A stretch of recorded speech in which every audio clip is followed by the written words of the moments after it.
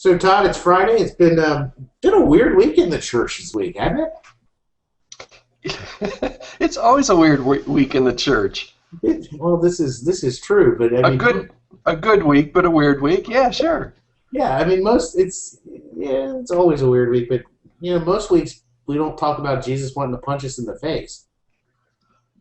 No, that was a good post that I saw this week. We're gonna grab right into it this morning, but I wrote about Mike Leake's piece. He wrote about when Jesus might want to punch you in the face. I thought that's an interesting title. But he talks about how many books he's read recently, church leadership books, where kind of the first chapter just kind of gets really upset at the church and how horrible the church is and how ineffective the church is, and just kind of almost berates the church. And his point is the church is Christ's bride, and if somebody messes with his wife, Mike's wife, that he doesn't take very kindly to it. So his question was, when people do that and they kind of get in the face of the church, does that really tick Jesus off? And I'd never quite thought of it like that before. Matter of fact, I heard just the past week a couple of guys really take some assaults at the church. And it did make me look at it and think about it a different way and think, yeah. I think, what do you think? I think a lot of people that do that, and I've done my fair share of it probably in the past, obviously, it's because we love the church and we want the best for it. We want it to be more effective. But what do you think? I kind of always envisioned Jesus as being more of an uppercut guy myself. Rather than a sucker punch. Yeah. So I just, that must be some uppercut. So think back to Mike Tyson's Punch Out. Anyhow, I get what he's saying. And I'm probably guilty of it too. I don't know. I thought it was interesting because yeah. There's a lot of guys that go and jump all over the church in their book and then start talking about how the way that they do it is far better. Yeah. Yeah. And I mean that's a whole genre of Christian books right now. So I get what he's saying, and I think I think that there's some wisdom to it, and I think that's man, if everybody were to start thinking like that, wow, the bookstores would probably be empty for one, but I think also it'd be interesting to see what people start saying about or how they start handling their thoughts on church. I don't know. Yeah. The bookstores would be about half as many books, and the books that are in there would have half as many chapters. They'd have to start selling Rachel Held Ovens. Yeah, there you go. I wonder if what he thinks about Twitter then. I don't know. I guess you can use Twitter as long as you don't diss the church too much. But I guess a lot more church leaders are starting to take advantage of Twitter, right? Well, absolutely. And I'm starting to wonder if Twitter hasn't jumped the shark. Because why is that? Well, this week I stumbled across a piece in the Guardian talking about how Pope Benedict is about to get on Twitter. It's going to be his personal mission to guide people using Twitter. And I've met a lot of people who have said, well, I'm not ready for Twitter yet. Nobody's on there, and what happened? The Pope. That's good. That's Google Plus. Oh, that's Google. I don't think he's on there yet. But I was reading this article and I thought this was incredible. They're talking about all the Vatican associated products that are being pushed out to the web right now. So don't know if you know this. Pope's got a YouTube channel. He's got his very own Pope to You website, and now they have this app, for their smartphones. It's a church authorized confession app. Mm. So, you can go and do your confession, and hopefully it doesn't get twisted up with the Twitter app, because that could be really uncomfortable for some people. But Yeah, you wouldn't want to connect those two, would you? no, that would be a whole lot of badness. So, for those of you that are waiting on Twitter, the Pope's there. You're kind of on the backside of the wave now. So do you suppose the Pope will actually update his own Twitter, or will he have people to do that? Kind of like Ed Stetzer. Yeah, I I'm just kidding, Ed. I know you're watching, and I know that you do your own Twitter feed. I don't know. Maybe the Pope will tweet us the answer, because he is watching too. I thought it was funny. He has the picture of this article. The link will be on the show notes. I don't know if you saw this or not, but Yeah, I'm looking at it right now. it's the Pope sitting in his Pope chair, and there's an iPad, and there's like three old guys just kind of hanging over him, trying to help him understand how to use the iPad. It looks like. It's like those other old guys know what they're doing. Yeah, like the other old guys have any clue what this is. So I don't know. I don't know if the three old guys that are hovering in the picture are going to actually be doing the tweets, or if it's going to be him himself. I don't know. Pope, if you don't mind, tweet us the answer. So. Yes. It's what, Matt_Steen Yeah. and at Todd Rhodes. Exactly. Well, something that the Catholic Church does not have, which, What's that? quite frankly, I'm surprised, because I know a fair share amount of Catholics, is they do not have, to my knowledge, their own brewing company. No. Do they have an official sanctioned approved beer of the Catholic Church? I don't know if they do or not, but my great-great-aunt was a devout Catholic, and she would only buy Catholic brother or Christian Brothers wine, because it was brewed. It was made by a friary somewhere. Really? Yeah. That's interesting. I don't But, know if it's here or not, but well, those guys don't have anything on John Smith or Ben Duncan or Ben Smith. They have. They're actually. John is a worship pastor. Oh no, John is a lead pastor, and Ben is a worship pastor, and the other Ben is a Christian college admissions pastor. And together they've joined forces and started their own brewery. They're making their own beer. It's called Reclamation Brewing Company. And they actually, and I think you'll put the link up on our show notes, but they actually have published a theology of beer, which I thought was interesting. yeah. Not too many pastors and worship pastors you hear of that have started their own brewery. What do you think of that? Is that a good thing or a bad thing? I was reading it. I was really kind of disappointed that they were doing like liquor and stuff, because then there could be all sorts of jokes about how they're getting drunk in the spirits. Yeah. Sorry, I've been thinking about that ever since I read the article, so I had to put that out there. I don't know about this, man. There's so many different ways to go with this. I think it's funny, and maybe that's the Baptist in me coming out. Did you grow up Baptist? We've never talked about your I grew up none. Okay.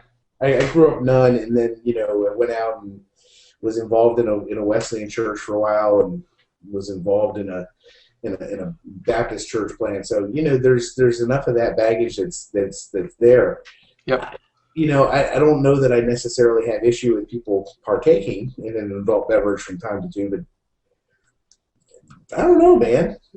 Yeah. Maybe I'm more traditional than I thought. I posted this on the blog 2 or 3 days ago, and the comments that have come in have been all over the place, from the people that are like, "This is the coolest thing since sliced bread," to somebody else that said, "I don't know how this pastor gets up and looks out at his congregation and knows that there are people out there that have family members that have been consumed by alcohol abuse and killed by drunk drivers and all of that." So, I mean, the comments on this one have been all over the spectrum. So I don't know. I guess for me, it comes down to, is this making people stumble? Yeah. and that's the one the one hang up that I have is this is officially sanctioning their beer. I don't know. I think it's kind of cool in some ways, but I also think that there's something in here that's saying I don't know. Now, if they were making communion wine, that might be different. Okay. Yeah, I understand. Matt Steen's comments today brought to you by the Southern Baptist Convention. Absolutely. Absolutely. Oh, so speaking about odd things that pastors do, Yeah. so on the Huffington Post, which I always think it's cool when the Huffington Post picks up cool church stories. Mm-hmm. Yeah, and they do quite often, surprisingly. Yeah, they do, and I think that's great. But Dustin Buff of Grace Church out in Norman, Oklahoma, he and his youth pastor decided to go homeless for like 10 days. Just going out and living on the street and bouncing from place to place. So they took their backpack and a Bible and one change of clothes, and they just they're just kind of were wandering for 10 days, just kind of almost in that whole 30-day famine or 30-hour famine type of a deal. But I thought what was cool about it was that one, they got picked up on the local news station in the Huffington Post, and they were just able to say, we're doing this because we want to figure out how to better serve this community within Norman, but also figure out where the gaps are. And so one of the things that they were talking about is, hey, it's pretty easy to get food. We can get two hot meals a day from a couple of the places, and that's not the hard part. The hard part's finding a bed, which as winter comes along, they're talking about how underserved they were by beds and all that. I thought it was kind of a cool way to reach out to that community and figure out what their needs are. Yeah, I think so too. I've heard of people doing it like for a night or something, but not ever for this long, which I thought was good. Yeah. And for the Nines this year, we had John Bishop, who's a pastor out in Vancouver, Washington, that did kind of the same thing for a night, and he said exactly what you said, is that the food wasn't so much the big issue; it was where to sleep. Yeah. And out there, it's actually illegal for the homeless to be in a lot of different places overnight, so they have to kind of go and hide, so they don't get arrested. So, good job, Pastor. How would you like to have that name, Pastor Buff? That's that's kind of what they already called me, Okay. Moving on. Other cool church stuff. You were talking about North Point this week. Yeah, North Point, actually, under Andy Stanley's leadership. This is the second or third year, I believe, that they've done this. It's called I believe it's the Go Rich campaign. Be Rich. There we go. Thank you for correcting me so quickly there, Matt. Mm-hmm. But North Point has raised this past Sunday $1.5 million in one day. That's going to go to different type of community things, support foster care, find shelter for the homeless, rebuild inner city schools, help with health care for less fortunate people. But $1.5 million in one day, and it's just way to go, North Point, is all I have to say on that. It's great stuff. That's pretty cool. It's going to make a difference in Atlanta. Yeah, I think so. That's pretty cool. So we don't only diss the church on this show. We also commend the church. Absolutely. Look, Andy. We know you're watching. We know you're watching. Good job, buddy. Good job. Way to go. So North Point's doing good, cool things. I saw something, and this was in Memphis. I don't even know how I found this, but I stumbled across an article about how probably because you have too much time on your hands. Shh! Don't tell anybody. I'm sorry. I rudely interrupted. so rude. Yeah, so Christ United Methodist Church in Memphis is getting inducted into the Memphis Amateur Sports Hall of Fame. Which is kind of odd because Christ United Methodist Church, they have a steeple, so I'm sure they're pretty tall, but not very mobile on the basketball court. That was bad. Really bad. Yeah, sorry, but what so I saw this and I'm reading through it, and basically what they're being recognized for is the work that they did in the '60s, leveraging sports as a way to reconcile racial divides throughout the course of the city, and how they supported not only their own teams but underprivileged areas would have their churches. They would support their teams and do leagues and camps and missions and all this kind of stuff as a way to help heal a lot of the racial hurts in the city. And we've been hearing a lot lately about how the white churchgoers and the black churchgoers and how they vote and all this kind of stuff, and you don't hear much about reconciliation and the bridge between the two. So I saw this. I thought it was pretty cool. So yeah, I did too. Don't really have a whole lot of comment on that, other than it's really cool. Yeah, and for the city or the regional outside the church to recognize that, I think is even cooler. Yeah. So Jan Averwater, Athletic and Fitness Director for Christ United Methodist Church, because we do know you're watching. Yes, you're watching. Good work. Thanks for watching, man. So, so I mean, Jesus wouldn't be punching us in the face today, would he? I mean, mostly it's positive stuff, right? Maybe a slap here and there, but I don't think we've done anything punch-worthy yet. Yeah, hopefully. There's still time. We haven't gotten there. So Todd, I know that you're probably getting ready for vacation, right? When's your next vacation? It's going to be coming up here real soon. Yeah, the next 2-3 weeks. I don't know. We haven't decided yet, but we got to get away. Good for you. Sometime before Christmas. I might suggest, if you think about it, I might suggest going and visiting a church in Harlem. I love New York City. I have been to Harlem. I was going to say I haven't been to Harlem, but I've been to Harlem on that big double-decker bus. The tour bus. You drove through it. Yes. Well, yeah. The tour bus. Very cool. Yes. But this is another one of these. This is another one of these weird things that I kind of stumbled across this week. Apparently, the historically black churches in Harlem are becoming quite the tourist attraction for people from Europe. So there's tour companies that are taking people from cruises and just running them all over the place within these Harlem churches. And what I don't know how I feel about this.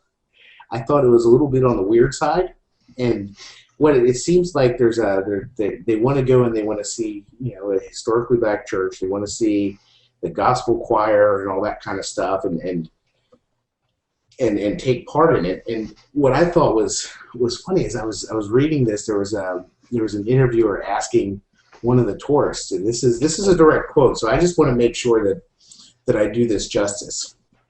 The reporter says, she asked her, was she a fan of gospel music? Were the records of Mahalia Jackson, Marion Williams, and the Staple Singers on constant repeat at her home in Germany? No, she said, pointing at her mother next to her. But we loved Sister Act. Well, that had some gospel in it, I guess. So would that make me want to hop on a bus to Harlem? I'm not sure. But I wonder if there's something more going on here. And I was just in Europe 3 or 4 weeks ago. But I do know there's a lot of good stuff happening in the church in Europe. A lot of really good stuff. But I know one guy, my friend Peter over in Europe, that actually is planting churches based on this gospel choir. They go in, they assemble this gospel choir, and then they plant a church. Really? So I'm wondering if, maybe this gal likes Sister Act, but I'm wondering if there's something going on over there that these gospel choirs, it's working for the one guy. They've planted a few churches with gospel choirs, and I'm like, Really? gospel choirs, really? So maybe there's something to that. Who knows? Maybe that's cool that you bring that up because I'm looking at this and it's just like, man, this is weird. Yeah. I'm guessing there's some kind of correlation there. That maybe there's some kind of thing culturally going on over there that the gospel choirs are just kind of the hip new thing over there. Huh. I don't Cool. know. I'd love to. Maybe all of our European viewers can send us an email. We know you're watching. Well, And Peter's watching, right? Your friend Peter. yeah, I'm sure Peter's watching. Pete, let me know. Yeah. Hook us up. Oh my, this one might get us. Punch in the face. It might. It's gotten me a few blows anyway this week because I put it on my blog. Our good friend Brian McLaren, who I am told is not watching this morning, posted a video. It looks like it was like done in his backyard garden or something, but he pretty much is putting out this what if scenario. What if the Holy Spirit is keeping people away from our churches because he's grieved at how we've all become religious supremacists, thinking that our way is the highway, it's our way or the highway, and that it's really ticking God off. And so he says, so what if the Holy Spirit's God's really upset with us and he's deciding not to send people to our churches anymore because we're so bigoted. And the way I've gotten slapped is I just, on my blog, I like to post things that make me think. And this didn't make me think very long, but I thought it was provocative. But I didn't, when I post it, say this guy's nuts or anything. But I got probably 3 or 4 emails, very concerned for my soul, that I would put something up with Brian McLaren saying something like this. I don't buy it. I don't know if you buy it or not, but again, for things like this, I think it's important for everybody. I think everybody should. It's all of 3 minutes. I think it's important for every pastor to watch this, to think about it, and just know what you think on it. When I saw this, I'm watching it. Like you said, it's in his backyard. It's outside, and within the first 12, 15 seconds of the thing, you start to hear a distant rumble in the background, and I started to think, oh, right, there's a lot of guys whose prayers are about to get answered right now on this video. Exactly. And that didn't happen. Yeah. I several years ago, I had breakfast with Brian McLaren. And I was really surprised because this guy that is supposed to be the Antichrist is just, this real gentle soul, nice guy, good guy to have breakfast with, makes you think and all that kind of stuff. Don't know that I agree with him on a lot of what he's saying here lately. But what I always have appreciated about him is that even the things that you don't agree with him on, he makes you think. Yeah. And so the one and that. Go ahead. No, I was just gonna say I have the same view. He's a very very likable guy. I've exchanged a couple emails over the years with him, but I don't know that I've ever met him personally. But he seems to be very mild mannered. Mm-hmm. Seems to be somebody that really is trying to. He's trying to my take on him. Yeah, he's an intellectual trying to wrestle through all the things that are going through in his head, and I don't personally agree with a lot of those things, but I think he's really seriously in his head just trying to sort through stuff. Yeah. But he does it a lot different way than I would. Oh yeah, the one thing that he did say that really just just hung out there for me was his very last line is, what could the Holy Spirit be up to, and will the church be listening? And I think that's an incredible warning for any of us, man. And, That's a great takeaway. If you take nothing more than that away from the video, it's worth the watch. oh yeah, every year around Easter time, I have the same conversation with a lot of people, it seems. That whole idea, the Pharisees, the Sadducees, they were convinced that they were in tune with what God was up to. But man, did they miss the boat on Jesus. Yeah. And so, I think that's a fair warning for all of us, Mm-hmm. But, so, like I said, not necessarily sure that I see myself lining up with everything that Brian said over the last few years, but man, does the man make me think. So. Yep. Well, that leads us to somebody else that really did not make me think, and I'm kind of wondering what he was thinking. Well, yeah, he made me think, but Pat Robertson, you have to watch this clip. It's on the show notes. Pat does, and we've been doing this show 8 or 10 weeks, and probably half the weeks we have a clip from Pat Robertson on. There's always something that Pat does this little, and this wasn't even during the question and answer thing. He just kind of brought this up on his own, I think, talking about the General Petraeus situation, and essentially it's a little clip. I don't know if it's taken out of context or not, but even if it's, I don't know how you could take this out of context. Essentially, Pat says when he's talking about the General Petraeus situation, he pretty much comes down and says, "Look, have you seen the pictures of this gal?" He doesn't say it quite like this. I'm over-exaggerating a little bit, but he's like, not by much.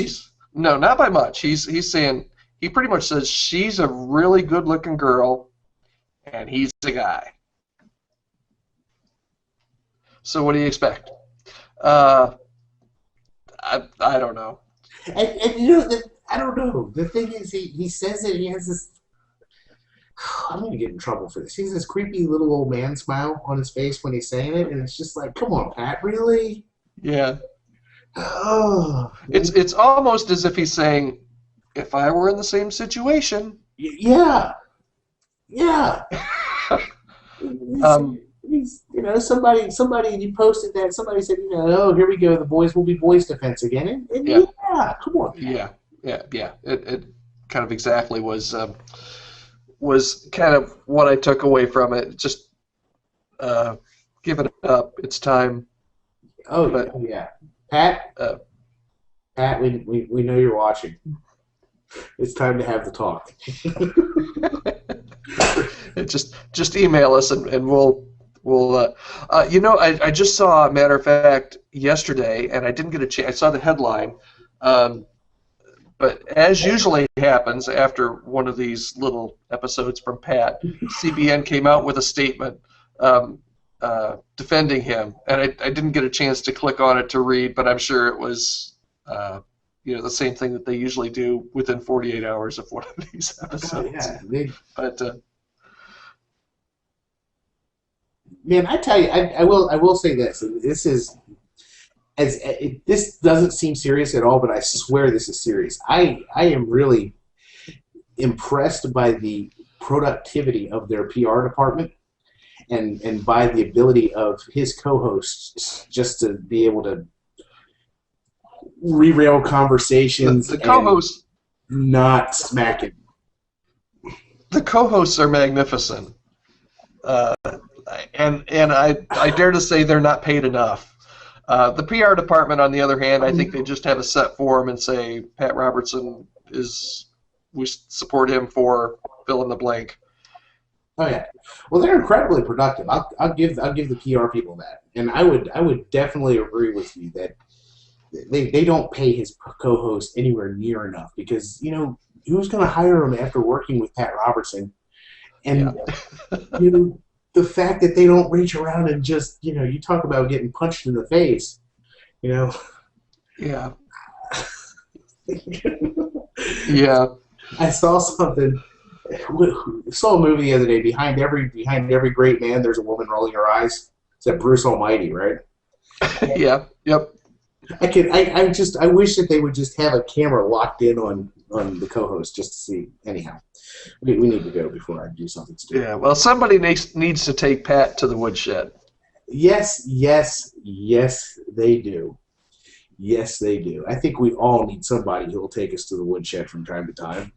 So I shared this on my blog the other day. This actually plays into the Petraeus thing. This plays into the Pat Robertson thing. This plays into all of it. I had a great conversation with some friends of mine Wednesday night who just they gave me the look and they said, "Do you really want to go there?" I was like, "Oh, I know where this is going." So for the next hour and a half, it was just wrestling through garbage and dealing with my junk, right? And the more I thought about it, it's like I need this more often, but we all need this in leadership. And somebody needs to grab Pat and say, "Dude, I've got concerns. This is what's going on." And what we're finding, and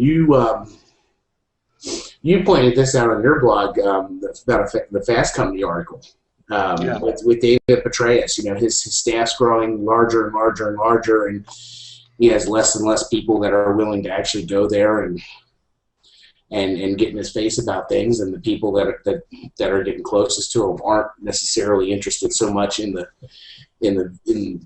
the larger picture of the organization as they are in being on his good side. And bad stuff happens when that's the case. Yeah. I think that's totally right. It was the article I wrote on was actually from Fast Company magazine, I believe. It was retired Brigadier General Tom Kolditz that wrote this article, and the whole gist of the article is that we have to that it's a false perception, and we have to get away from this, that integrity is somehow some kind of a heroic personal characteristic, because it's not. It's something that's lived out in daily decisions every day, and obviously you and I know that if you goof up one day, it kind of blows the last months and years that you've had built up. But he builds a good case in the case of General Petraeus, and I think this, when I read it, I thought, man, this is so, particularly as churches grow and get larger, he makes a real case that you've really got to watch those people that are around you, because like you said, they might not have your best interest at heart. He said in the military in the past, generals had like two people around them that kind of guarded them and their time and what they did and how they acted and everything, and that was a really good form of accountability. But what happened with General Petraeus and a lot of the way the military is now is that not just two, but they have like many staffs around them. So instead of just two, there's 10 or 15. And he said a dynamic changes there that causes the leader to kind of think they're a little better than they are, and the people around them kind of support that, and before you know it, you've got a tragedy on your hands. I see this, Matt, I really do see this in larger churches a lot of times, not all the time, but I see as churches grow that the core and the accountability changes. It just does over time. And when that accountability changes, you really got to watch it, because you can really set yourself up for a major fall that way. Oh yeah. I reminded story of how when a Roman conquering general would have his parade through the city of Rome, they would go all out and they would glorify him, but there would always be somebody sitting there whispering in his ear, you're just a man. Yeah. You're just a man. Yeah. And I think you say it, and all the situations that I've ever seen where guys are just go off the reservation like that, whether it's youth pastor or senior pastor or what, they stop having the people speaking into their lives that are telling them the truth, and start going towards the people that are that are telling them how great they are. Right. Most pastors don't have that problem. Most pastors are in smaller churches where they have the opposite problem. They've got people talking at them all the time that don't like them. Oh yeah. But as churches grow and you get more and more people that are specific, particularly with a charismatic leader, it's very easy for those leaders to isolate themselves with just the people that think they're great. Oh yeah. And when you stop hearing any type of criticism or any type of word on the street or any kind of realism for that matter, that's you start to think you're a lot better than what you are, and that always causes a problem. That's always badness. Oh yeah. Yeah. Wow, that's interesting. Well, you had one other thing that, speaking of kind of a big guy that took a little bit of a crash and burn this week, at least from a newspaper review. Tell us about that one. Yeah. Guy Fieri, who there's no T in his name, but apparently it's Fieri. So he's the popular TV chef. He's got like the spiked spiked blonde hair. Yeah. Is it blonde? Yeah. It's blonde. What I don't know. Whatever they call that. He's got the spiked hair. Does the dives and all that kind of whatever show that is. I've watched it a couple times on the food porn network. Food porn network. Yeah. So Guy Fieri opens up this 500-seat restaurant in Times Square, Manhattan, and the New York Times killed him in their review of the restaurant. I mean, there's no other way to put it. No, I read that. That was devastating. I told you before we started taping today. I said the sound when I read it reminded me of a sermon review. It was that bad. Oh yeah, it was. Do people walk through a hallway that's hyper cooled so that the food will be cold enough to be on the table? It was bad. And the whole thing was question after question after question about the restaurant. Guy, do you eat at your restaurant? Are you disappointed? It's awful. Questioning where the donkey sauce comes from, and it's just bad. So the whole thing, it was just like, where does the donkey sauce come from? Well, I think the question was. I think that's a legitimate question. I think that's a legitimate question. I think they went over the edge when they said which end of the donkey did the sauce come from. But just saying. So he had that, and then he took the red eye to New York the next morning to be on the Today Show to respond to this, and I don't know how I feel about the response. I'm not sure if you watched it or not. We'll link to it, but it's basically, this guy just had an axe to grind. My restaurant's great. It's heart and soul. Are we perfect? No, but he just had an axe to grind. He was just trying to take it to me. Yeah. I don't know. The review itself is comic gold. It's not so great for a restaurant, but it's hilarious. I don't know about the response though. That just kind of set poorly with me.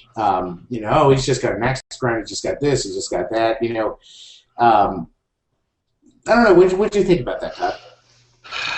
I always, for some reason, just because I have a churchy type mind, I always take that and try to relate it to the church.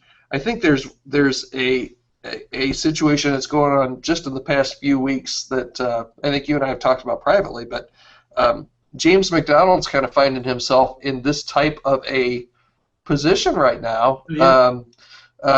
And he's got some people that, of course, James McDonald from Chicago, pastor of Harvest Bible Chapel, has a bunch of multi-sites in the Chicago area and around the nation, actually. But he's got some guys that are really going at him. I don't know James. I don't know details about that. But he's got some people that have left his church, some staff people that have left, some leaders that have left, that has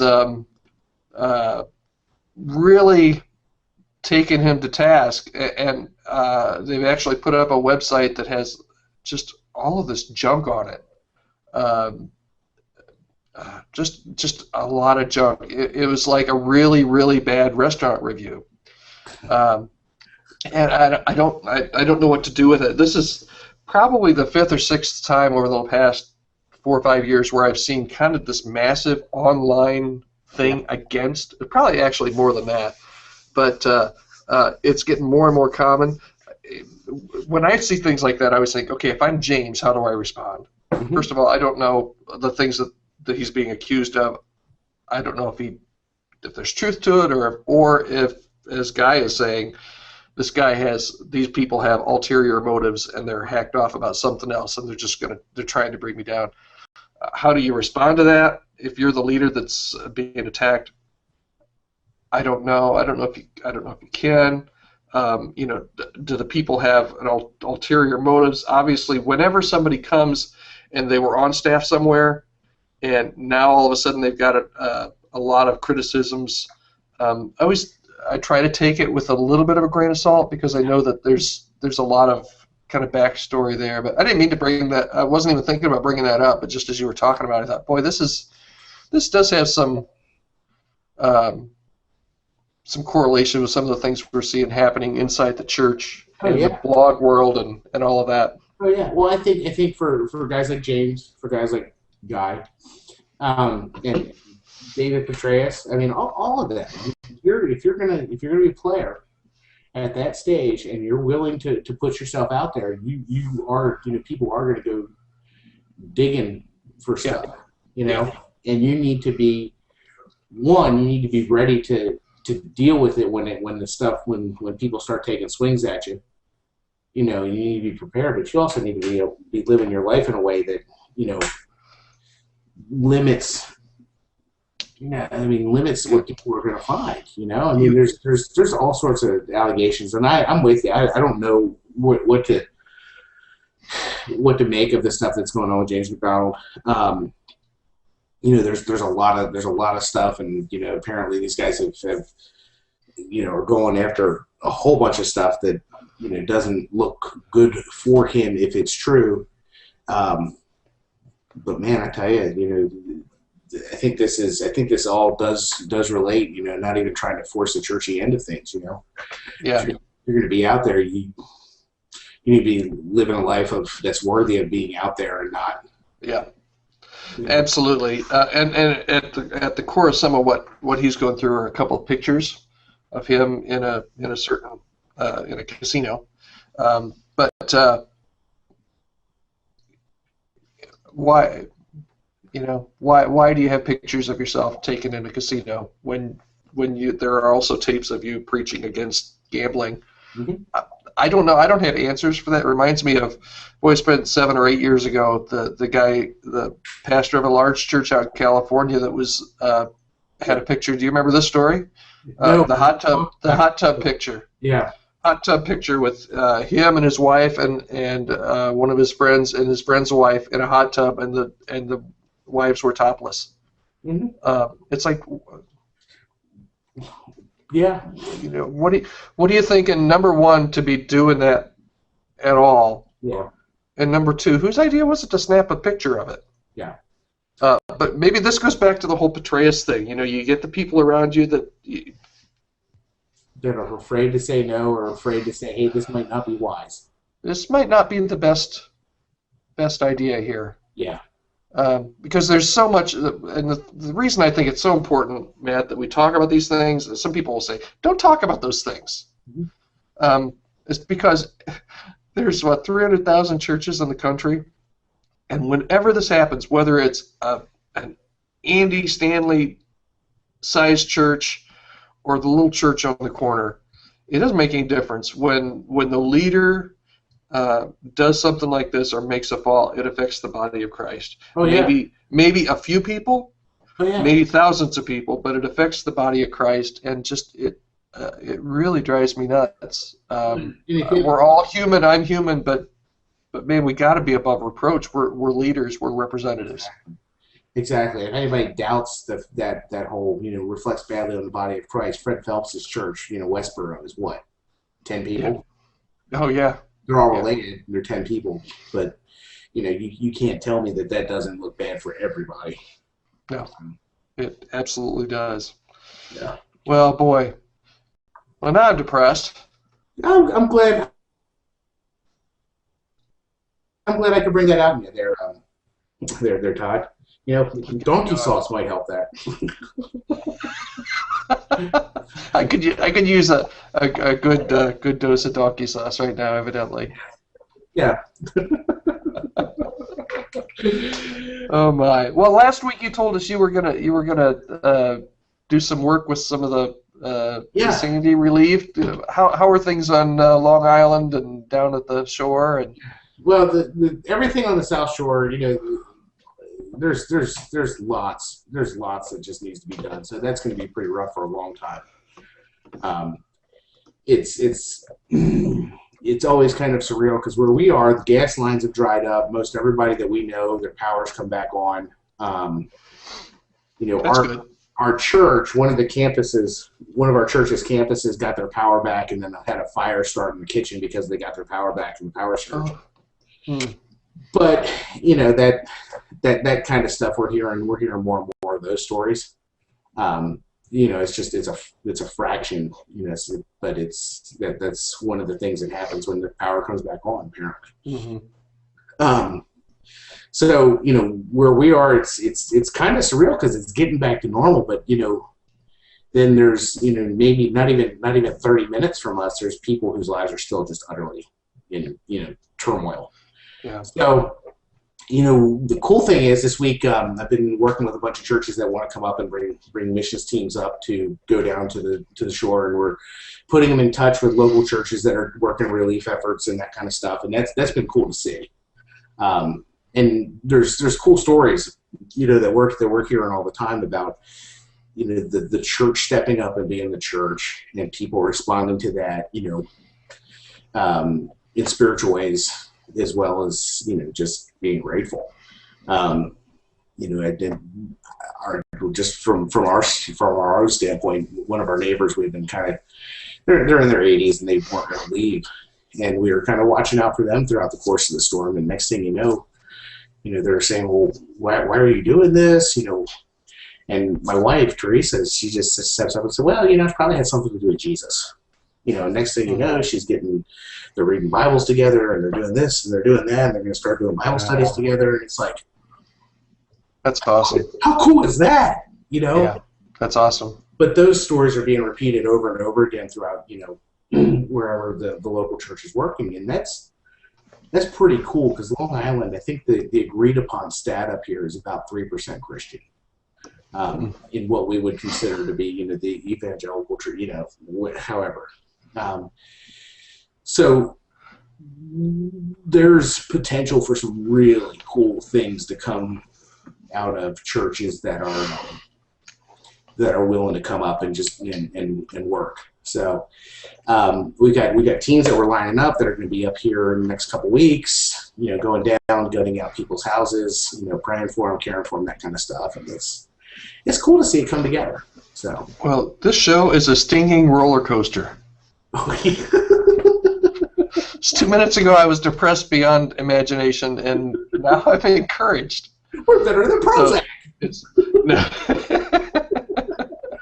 I have to pop a couple of those next week before the show just to kind of level things out or something. But no, that's good, and I appreciate the report because, quite honestly, I don't know. You don't have this perspective, but I'm 1,000 miles, 800 miles from New York City.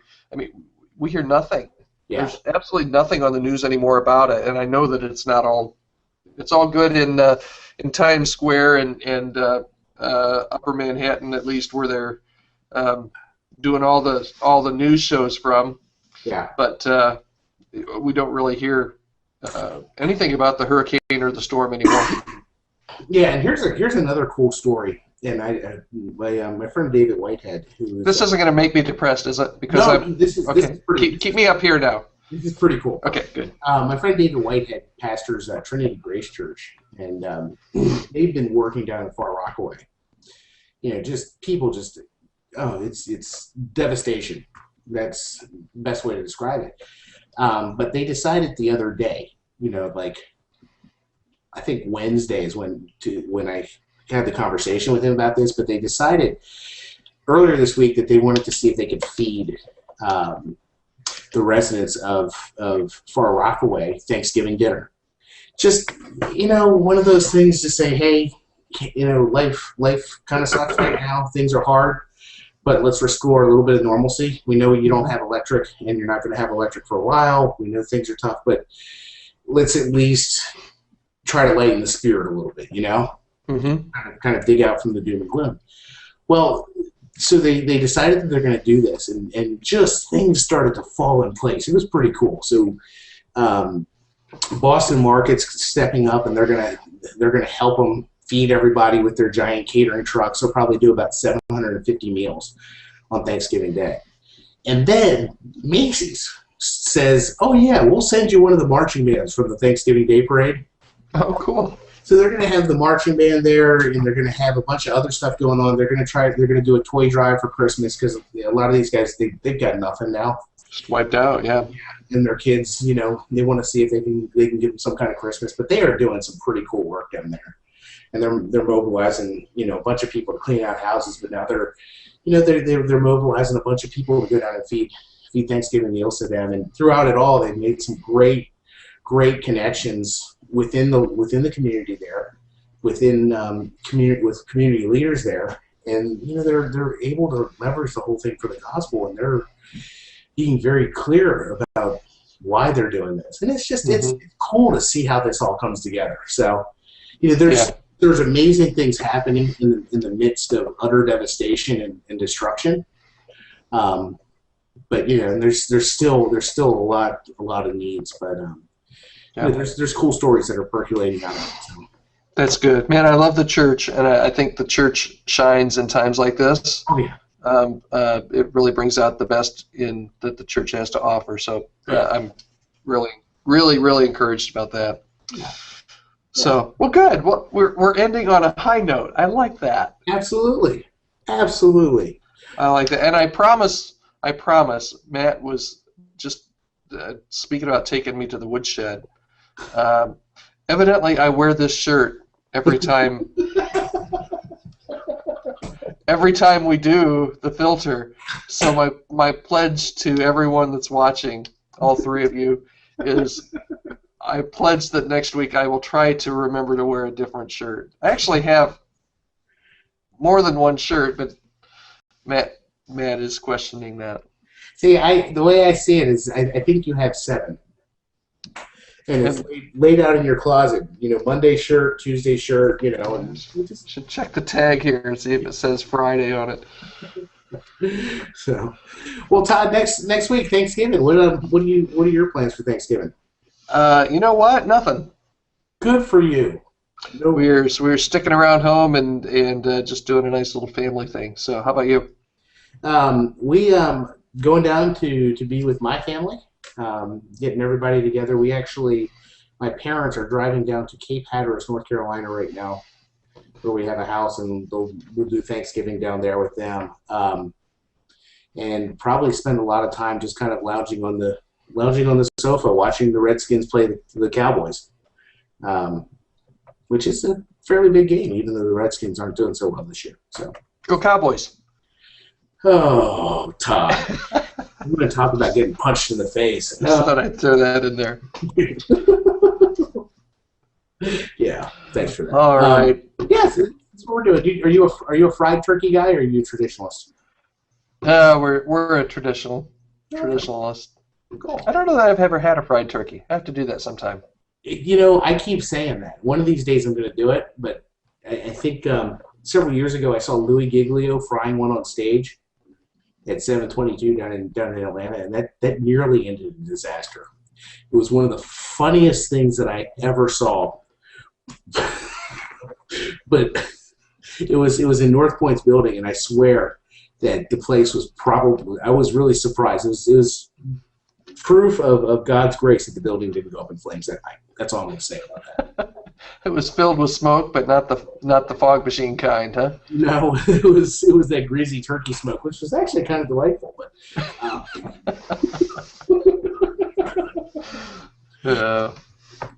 well, Todd, next week, and yeah, happy Thanksgiving. If I don't talk to you before, sounds good. I'm hoping that we'll have something from Pat Robertson we can share next week. Absolutely, it sounds good, man. All right, we'll see you next week. All right, see ya.